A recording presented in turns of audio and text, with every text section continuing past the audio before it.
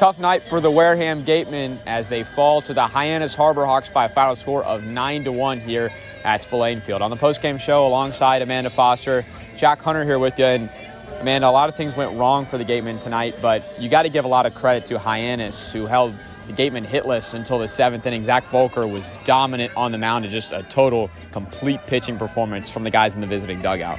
Zach Volker got it started. The Gatemen couldn't find a groove in the first few innings, and then when he was taken out, the bullpen guys just kept coming in and getting the job done, just like Volker did beforehand. The Gatemen struggled to, like I said, find a groove. They couldn't really see the pitches that they wanted. The hits weren't coming, like you said, had no hit through 7 innings, and then they had 3 hits, only put 1 run up on the board. Something about the energy was just a little bit off at Spillane tonight.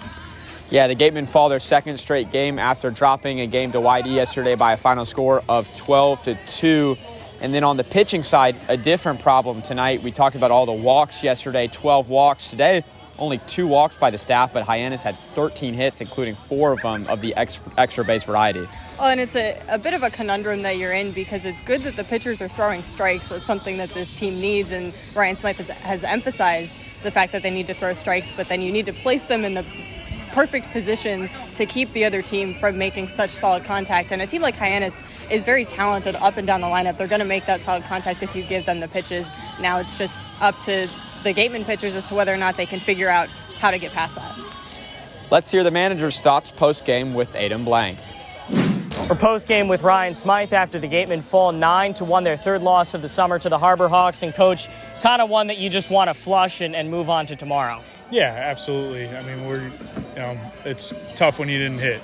And this is really, this has been the first time all year where I feel like our bats really didn't show up at any point in the game. We've struggled some games early, but I found a way to kind of turn it on a little bit. We just didn't do that tonight. Hitting-wise, you just mentioned, they kind of died. The bats just were not there tonight, and that was kind of the first time this season it's really happened. Any indication as to what happened, anything that might need to get changed before Chatham tomorrow? No, they just had a good arm that threw against us. He threw, it seemed like 5 pitches for strikes. He was throwing them at will. It just wasn't our day. J.C. Cologne comes in to pitch there in the last inning. Obviously, the main goal is to eat up innings. Was there anything that you saw from him that says maybe, he can get another inning or 2 this summer? Yeah, it was something we talked about earlier. I know his coaches were interested in it and wanted to see it as well. And so he's been throwing a couple bullpens, preparing for, potentially a night like this where we didn't want to use up another arm. And he showed some really good stuff. So, going forward, you never know where it's going to go. Thanks, Coach. Absolutely. That's all from us here tonight at Spillane Field. The Gatemen drop another one after winning 2 straight. They've now lost 2 straight. They look to turn things around tomorrow as we head across the Cape. And the Gatemen face off against the Chatham Anglers tomorrow night from Veterans Field. We'll talk to you then.